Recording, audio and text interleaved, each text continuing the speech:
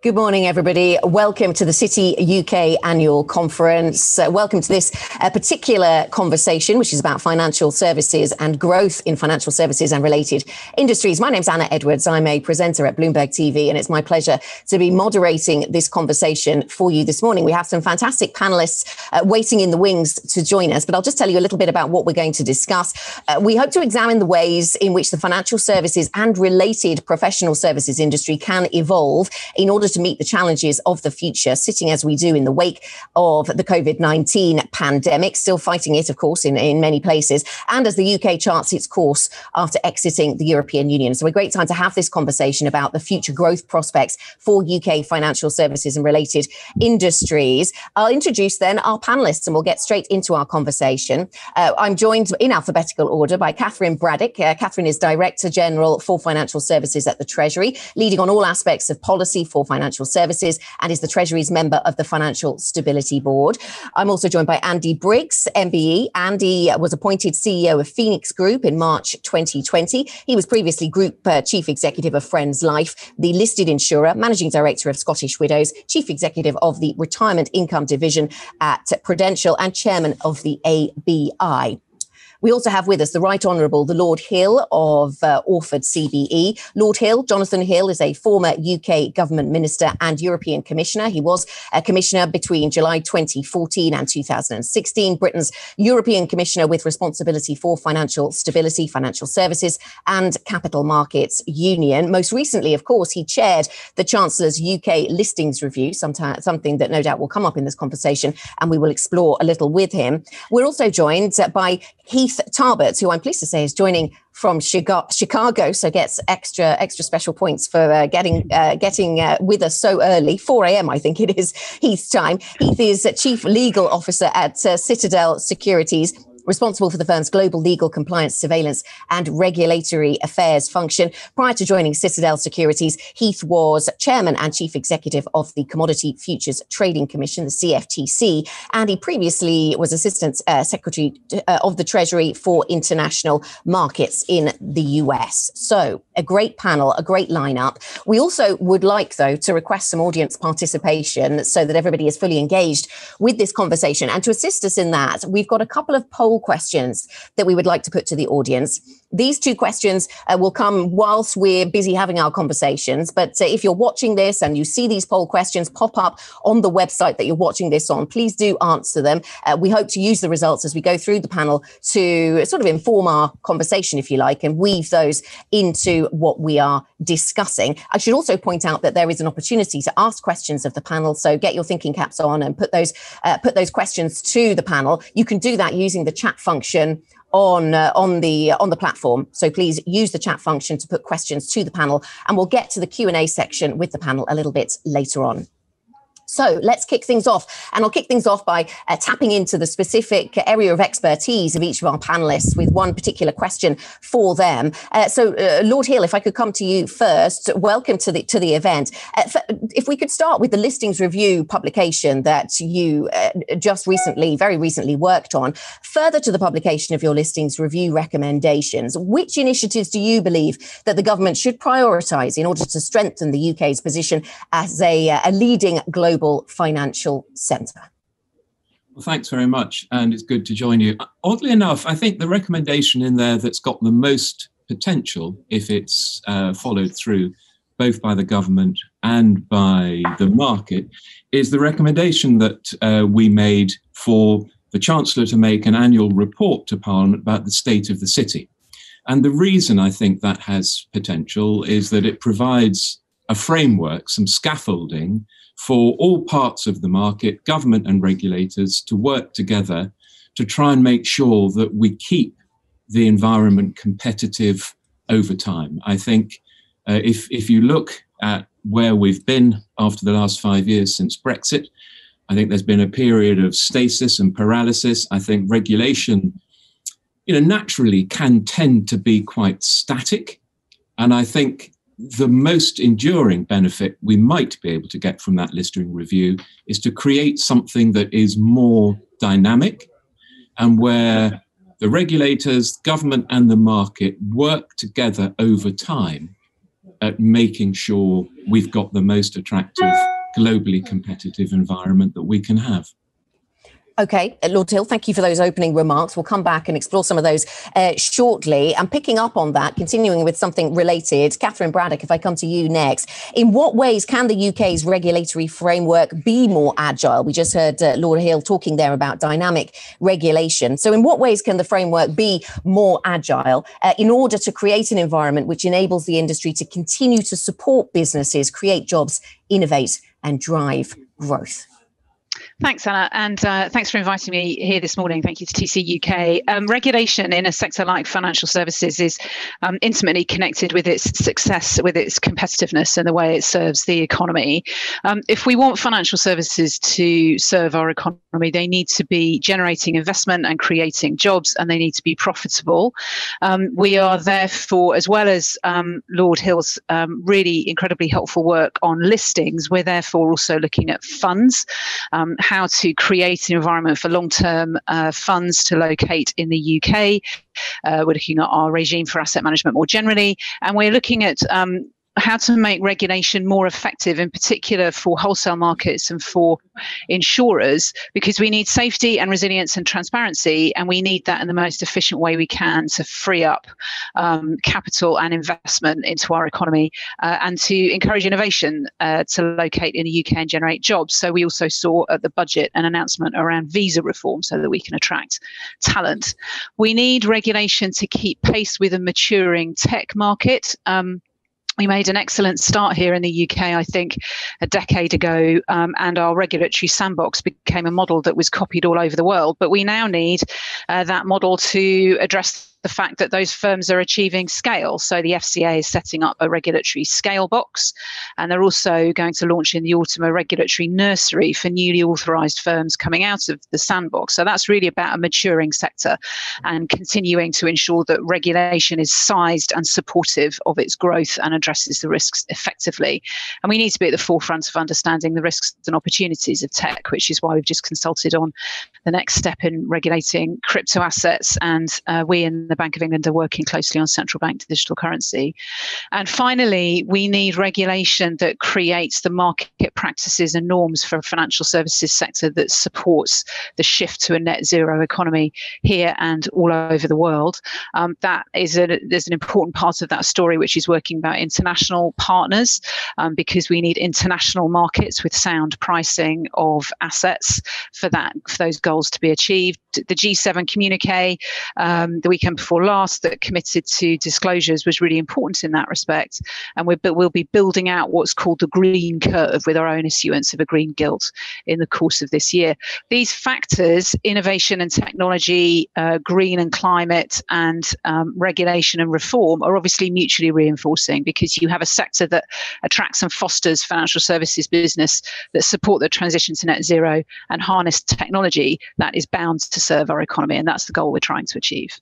Okay, so a host of factors in the mix there. We'll return to all of those with Katharine and with the broader panel. Andy, let me come to you. Andy Briggs, what role can the pensions and the insurance industry then play in growing the UK economy as we emerge from the COVID-19 pandemic?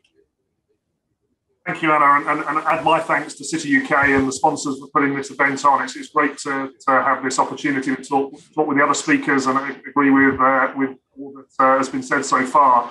I mean, I think the pensions and insurance sector can play a massive role here, because we are investing £1.7 trillion on behalf of our customers, and we can really work to invest that money to help Britain build back better and greener.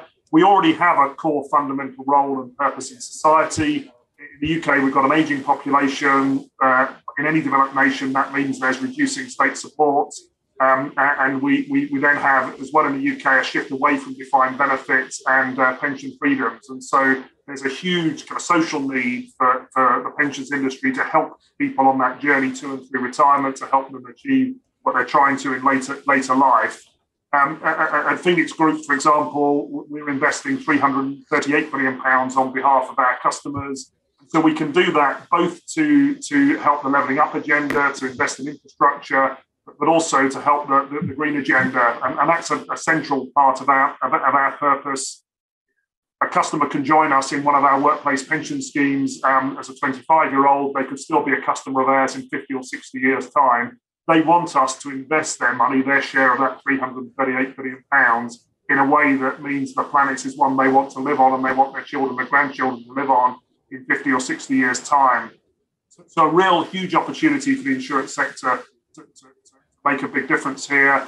Not only is it the right thing for us to do in terms of our role in society, but also it makes complete sense commercially. If we embrace sustainability and put that in the centre of our business model, we will attract better talent, we will attract and retain more customers, we will attract more investment over time. And that's why at Phoenix we've committed that our own operations will be net zero carbon by 2025, that our investments will be net zero carbon by 2050. And we made those commitments back in December. We were the first large insurer to make those commitments at that time. So I think a fundamental role we can play. Thanks very much. Thanks for your thoughts, Andy, so far. We'll be back to you shortly. Let's then bring in Heath Tarbert into the conversation. And we heard Katharine there referencing the importance of international coordination, Heath. So lest we become too focused on our own backyard, let's take things transatlantic a little bit with you. How do you believe then that the UK-US regulatory relations can be strengthened, particularly in this post-Brexit context? Thank you so much for having me, Anna, and it's great to be here at Citi UK. I think when I think about Brexit, obviously it implies a distancing from the city in the UK from Europe, but it's also a tremendous opportunity because for years, 30 years or so, if the United States wanted to interface with the UK on financial regulatory issues, it could do so bilaterally, but to a large extent, we were constrained because ultimately those rules, the equivalence decisions and everything else were largely set in Brussels. The fact that we now have Brexit means that the United States and the UK can potentially partner together in ways that we haven't in the last 30 years or so. I want to thank my former sort of counterpart, Katharine Braddick, at the HM Treasury for working with me to set up the US-UK Financial Regulatory Working Group, where we started a few years ago exploring those issues with Brexit. So there's a tremendous amount of opportunity, I think, to combine the large capital markets that the United States has with those right there in the City of London, to streamline things, to figure out ways in which we can work together. I think in particular, financial innovation is one of those things that the UK has traditionally always been a leader in, as have we in the United States. And that's an area where I definitely see potential growth. Thanks very much. Thanks, Heath, for your opening remarks. So a lot to think about there. Hard to know where to start in this conversation. Plenty of topics in the mix. Let me go to something that we heard first from Lord Hill, and that was about dynamic regulation. I wonder if you could just expand on that point a little bit, and we'll get Katharine, Andy and Heath's thoughts on this. How do you make sure that dynamic regulation is sort of tough enough and up to the challenge whilst also remaining dynamic and being flexible enough? This might very much depend on the example or the specific regulation you're talking about, Jonathan, but I wonder if you could give us your thoughts on what we've learned about that over years. Yeah, it's a broad point about regulation. Most regulation comes about in response to a crisis, and you've got rear mirror regulation. And then, I mean, if I take Europe as an example, where I used to do a regulatory job, the process of putting that regulation in place is such a complete nightmare. And it's such a series of compromises and internal contradictions that once you've done it, you never want to look at it again because the politics don't allow for it. Meanwhile, we're undergoing huge technological disruption in all markets, but financial markets are a good example of that.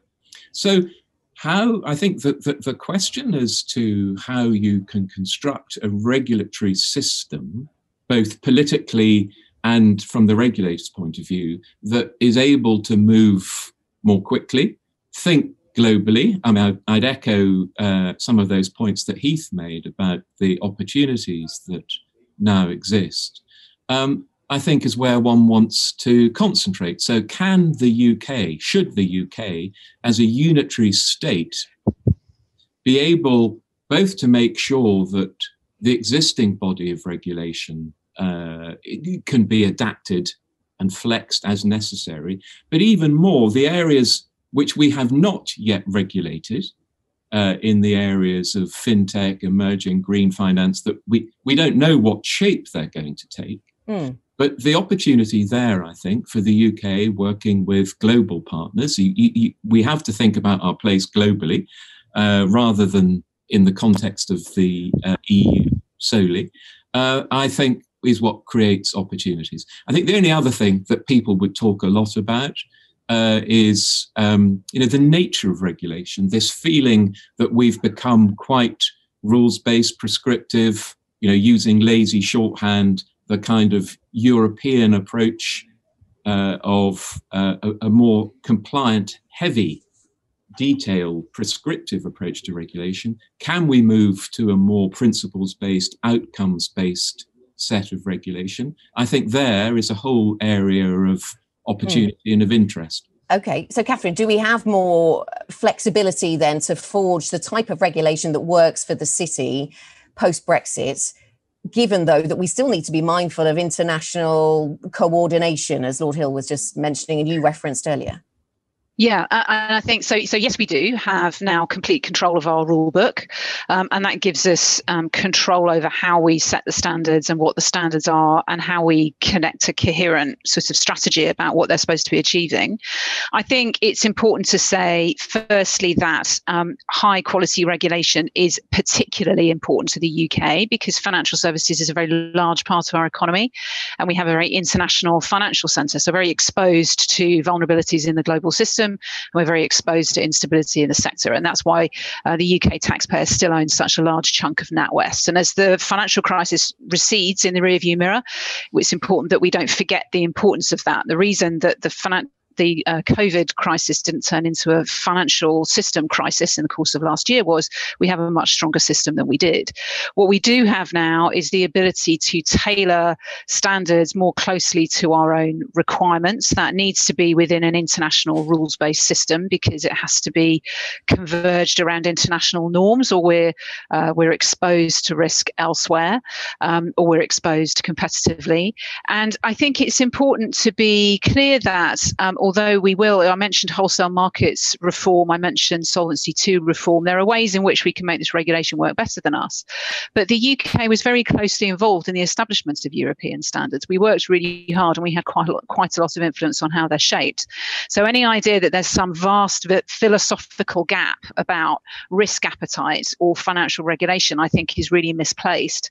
And I think what we need to do is find a path where we can have reference to and fully understand our European partners and also our US partners. As Heath said, he and I put a lot of work into that relationship, I think really productively in recent years around regulation.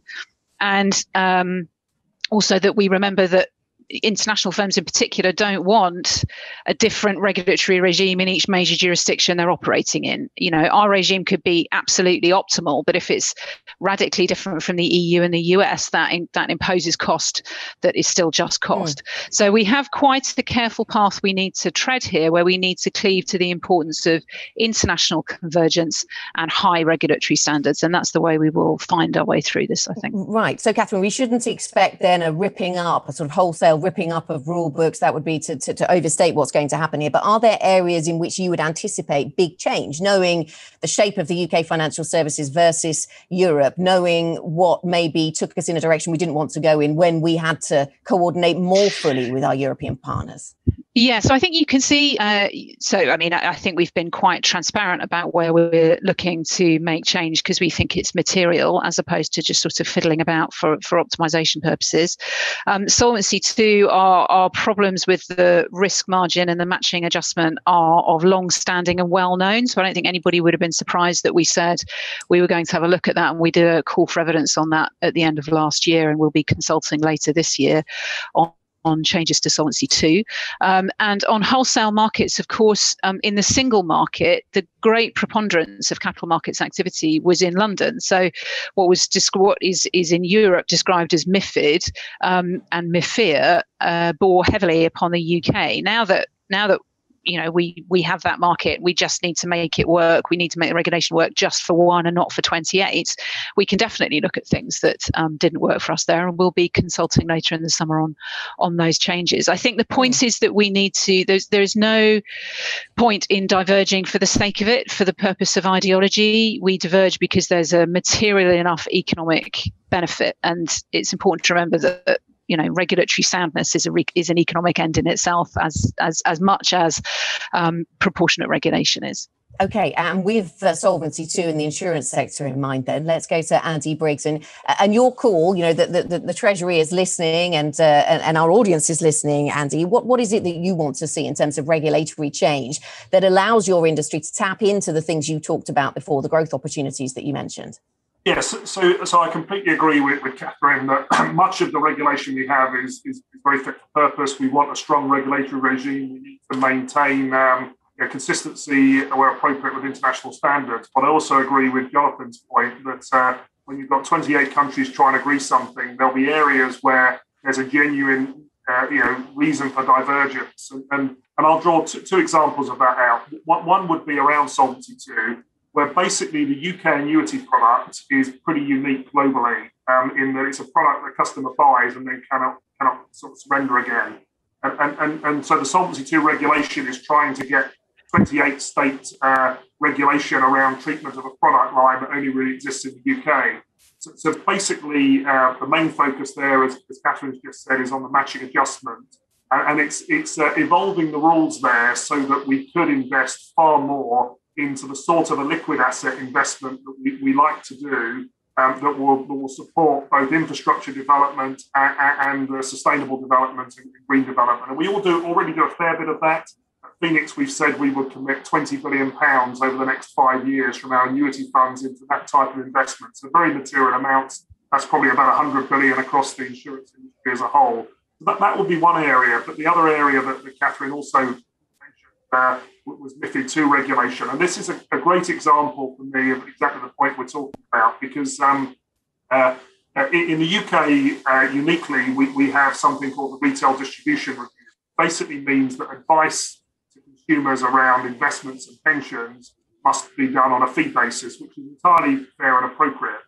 But if you then combine that with MiFID II regulation, which basically says that you can give a very basic level of education and information before you cross a line, and then you must go to full pat advice. And what happens in continental Europe is you still have commission-based advice systems.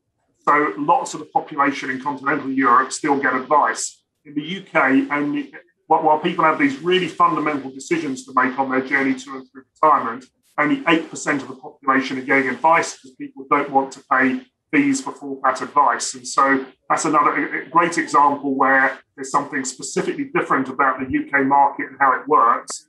Regulatory change will be really beneficial to consumers. 92% of consumers are making their decisions on retirement income without any help and support. It will lead to poorer outcomes as a result.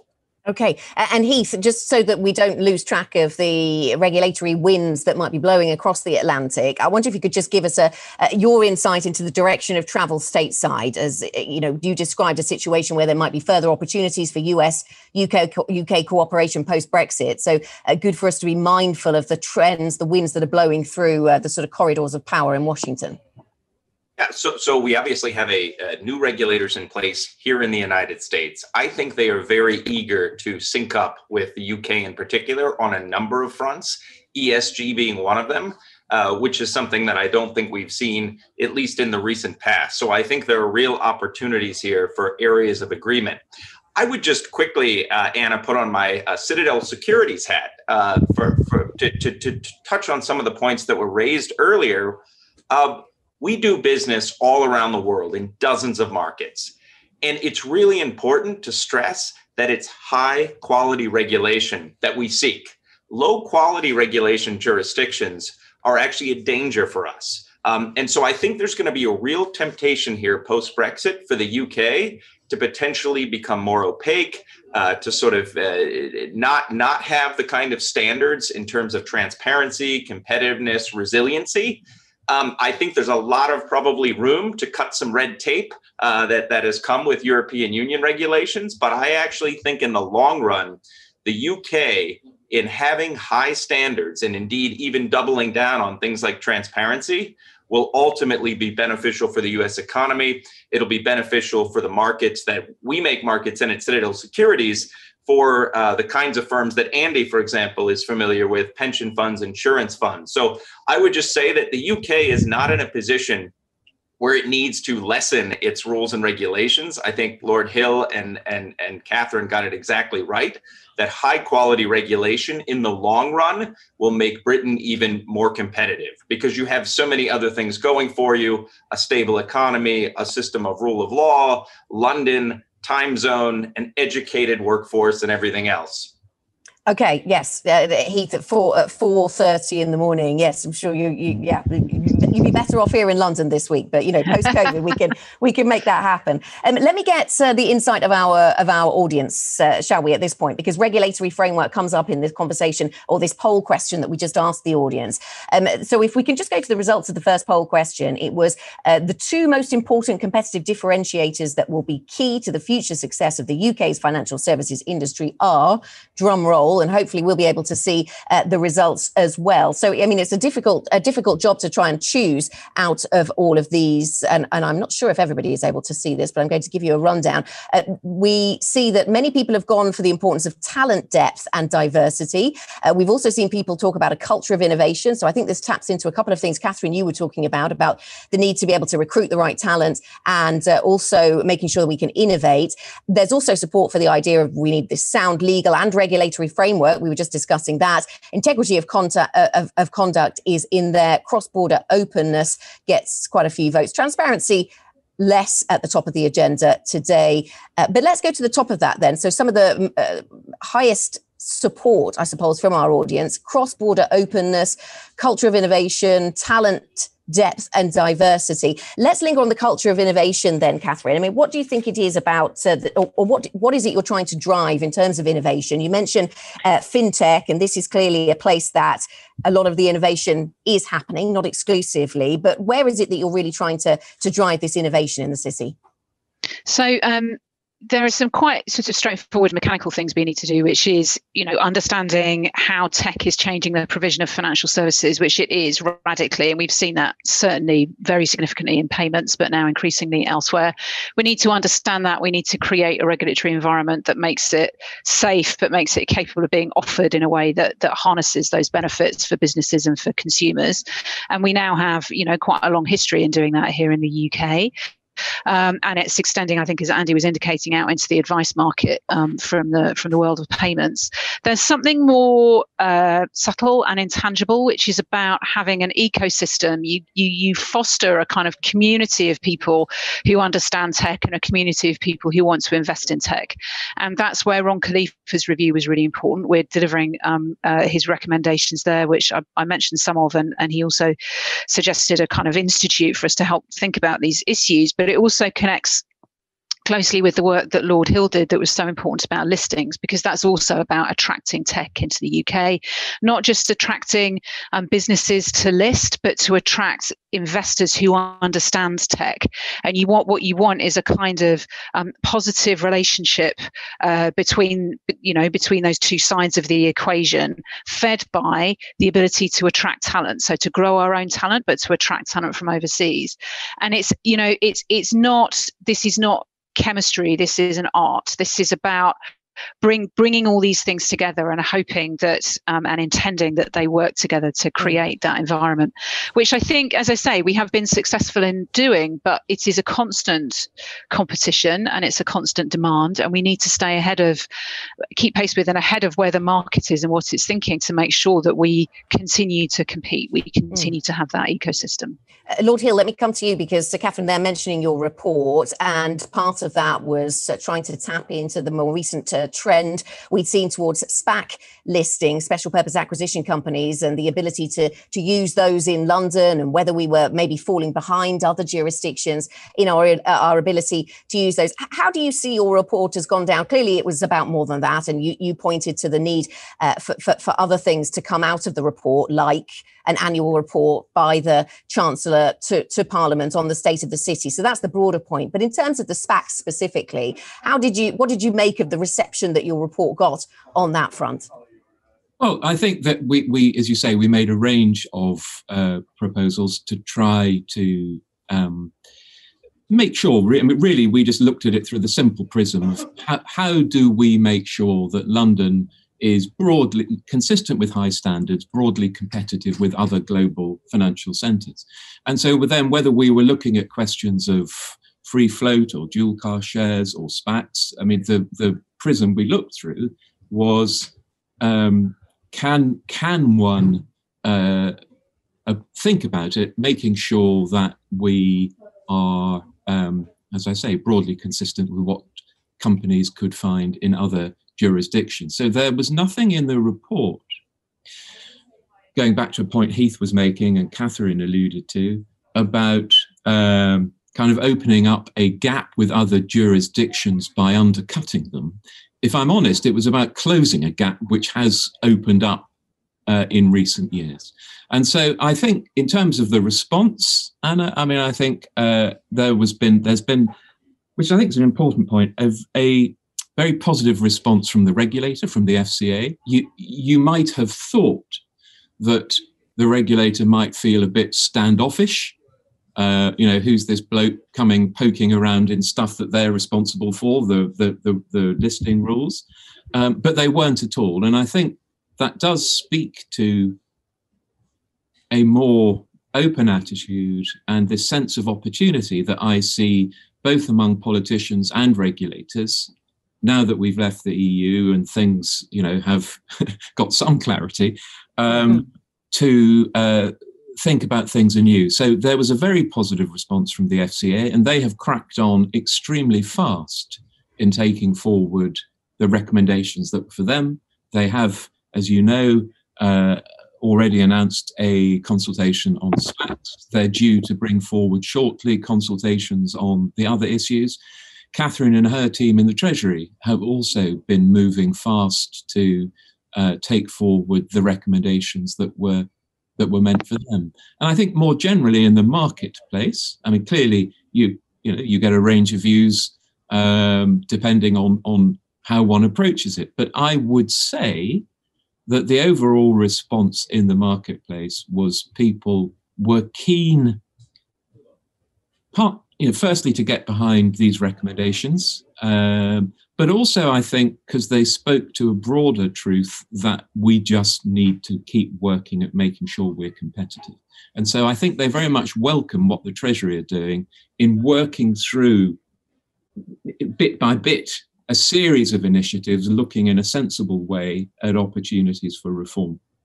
Is there a sense that, is this an area where working with the US would be useful to, you say you wanted to close the gap perhaps, or it was about setting out the opportunity for the UK to close the gap in terms of its offering on different types of listings. But there are some in the United States who seem to be a little unsure about the role of SPACs and just how popular they'd become. Is there a sense that regulators could learn from each other cross-Atlantic, Lord Hill? Maybe Heath has thoughts on that in just a moment. Yeah, I'm sure Heath will. I mean, so definitely. And I think this theme that Katharine and Heath have alluded to, that you if you want to be a global financial centre, you have to seek to establish high global financial standards, and how one can learn from each other. I mean, Katharine, and Heath will know more about this on the ground than I will. But all regulators work together to learn from each other. And I'm sure that we will. Your example of SPACs, it's clearly developing, moving quite fast, that whole space. Where it's going to land, no one yet knows. Does it make sense for the UK to learn from how the US regulators are thinking about it, whatever changes they might think about putting in place? Yeah, of course it does. And I think equally there'll be lessons, the other way, that the US can learn from the UK working in global fora. Heath, jump in. Your thoughts stateside on the SPAC phenomenon. Well, I couldn't agree more with Lord Hill, which is essentially all of us that have been either our regulators or former regulators. We're we're always trying to find that sort of golden Aristotelian mean between innovation on one side and sort of proper risk reduction regulation on the other. I think on the SPAC side, we were more innovative here in the United States, but now you see us in the United States saying, well, maybe we should put some guardrails around this. So we're sort of moving in that direction. You take fintech, I think the UK was much more sort of pro-innovation than the US has been in setting up the sandbox, which, as Katharine said, really has been example. So we are looking to the UK to think about, well, maybe on crypto and other areas, we're behind over here in the United States. So it's important to have that dialogue and to learn from each other. But I think at some point, as with everything, like the Basel rules in the 1980s, at some point there's sort of a consensus and a convergence, and then we move on to another area of innovation. Okay, and Andy, let me pivot slightly and get to something else. And just to say, if anyone does want to ask any questions to our panel, now's a good time to get those in, and I'll sort of work them into the conversation. But some people interested in the green theme, and Andy, let me come to you on that, because we're talking about where regulation, where coordination can help, and maybe in defining what on earth is a green investment. That would be a good place to start. We've seen the EU put forward its taxonomy, and I know that work is very much underway in the UK to do something similar. Andy, is this a sort of missing key part of the ingredients, as now the direction of travel on this seems to be much clearer as increasing numbers of businesses and regulators align behind net zero? It's just exactly defining how we get there. Still a bit of a challenge. I think more and more businesses are aligning behind, and frankly, those that don't will struggle. They won't get the best talent, they won't attract and retain customers, they won't attract investment. So, and I think the engagement we have with government and regulators is fantastic on this. So we start from a good place, but there is a lot to be done to make it happen in practice. And let me give a specific practical example. It's probably going to cost in the UK about £250 billion to make the UK housing stock suitable for renewable energy, green energy. And this is a classic area where it's a very long-term, a liquid investment that would ideally suit the insurance sector to make the investment. But for an individual insurer to try and do that unilaterally, to go to a group of people and say, we'll lend you the money to make your home green if you pay us a regular amount back on it going forward, it would make far more sense to think about that in a coordinated way, with government, with regulation, with insurers, and then with supply chains as well. And while we're at it, one of the biggest challenges we also have alongside the move to net zero is social care. And I think post the pandemic, with an ageing population, far more people will need long-term care. At the moment, only 0.5% of the UK housing stock is suitable for assisted living. So there'll be a real opportunity as you go through this kind of transformation of the housing stock from a renewable energy perspective to also make far more of it suitable for assisted living. At the same time, you can probably do the two things for not much more than the cost of one. And more people would prefer to stay in their own homes longer term as well. So there's I think that there's great engagement around all of this, but I think we need more to get the whole picture to work as a whole, and that's what. Okay. We're all working towards. Andy, that's really interesting. Katharine, can I just come back to you? Can I come to you then on that and what it is that the Treasury is looking at to try and help all of this, these pots of money that are seeking green investments, for example, the greening of the UK housing stock? How does that money find that opportunity? And then I have a question for you on the EU memorandum of understanding, but we'll start with this one, just picking up on what Andy was saying. Yeah, and what Andy describes there is what we hear from industry leaders like him, which is there is a massive demand for this investment, and what needs to be in place are the market norms that enable the effective pricing of assets, so that and the operation of market practices, so that it's predictable, so that investment can be effectively allocated. And it's important to be clear that that is not just a domestic challenge. There is no jurisdiction that can fund the transition to net zero purely domestically. We have to foster internationally sort of mobile, deep, liquid pools of capital for effective allocation. So in the UK, we were the first developed economy to announce making TCFD, that's climate disclosures, mandatory across the economy, and we'll have got most of the way there by 2023 and fully there by 2025. We've said that building on the EU's approach on taxonomy, which is very developed, we're going to take a taxonomy approach in the UK, and we're just putting together our expert panels there. But at least as importantly, we are pushing forward in international fora, including the places where Heath and I used to meet and talk about these and other issues, to really continue to push for international convergence around, a sort of core level of harmonization, so these markets can work internationally, so that capital can be allocated effectively, and so that demand Andy just described, which is so powerful and expressed so clearly by people like him to us day in, day out, can actually be met. It's really essential. Okay, unfortunately, I'd like to carry this conversation on for hours, but we can't. And I'm drawn to questions from the audience. So let me get to one for Katharine. Can you give us an update, Katharine, on the UK-EU Memorandum of Understanding? So this is all to do with the opportunities for UK-based financial services post-Brexit within the EU, and the blocks that maybe have been put in the UK's way. What's an update? Well, I can't give you a great update, unfortunately, because we've done our bit of it, which is we agreed the memorandum through a really effective process with our Commission counterparts by the end of March, and we signed it off at our end. It's now with the Commission in, I understand, inter-services consultation, and has been there for some time. We really hope that is expedited, because once that memorandum is agreed, we can get on with establishing our kind of routine ways of engaging, which I think is really important, not least actually to progress some of the issues we've just been talking about green and technology, which are really important for, the region of Europe, not just for the jurisdictions of the UK and the European Union. Is there concern, Katharine, about the business that has left London? I'm thinking about, the dollars and staff being allocated to EU offices rather than London. I'm thinking of share trading, some of that to Amsterdam. I'm thinking of derivatives, some of that to New York. Are you losing sleep over that? Are you trying to turn the tide on any of those trends? Well, it's no secret that we didn't get the outcome we wanted with the European Union in that negotiation. We'd hoped to have comprehensive findings of mutual equivalence so that we could avoid this kind of quite costly market fragmentation, which ultimately hurts businesses and investors. That isn't where we ended up.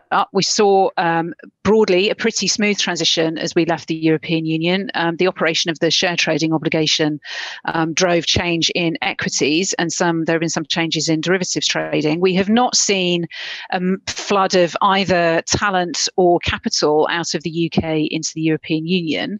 And the industry was indeed well prepared for the outcome that we've got. But what we need to do now is firstly do what we're doing, which is focusing on making the UK as competitive and attractive and safer place to do business as possible. And secondly, get our relationship with the European Union onto a sort of reliable, transparent and understandable footing. So all our stakeholders understand how we're going to be working together and what we're working on, because it's that stability and certainty that I think is important for business. Okay, and do you have any time horizon then on the memorandum of understanding now? Is it unfortunately not you'd have to if you have a European Commission official participating today, I suggest you ask them again, and then let me know the answer.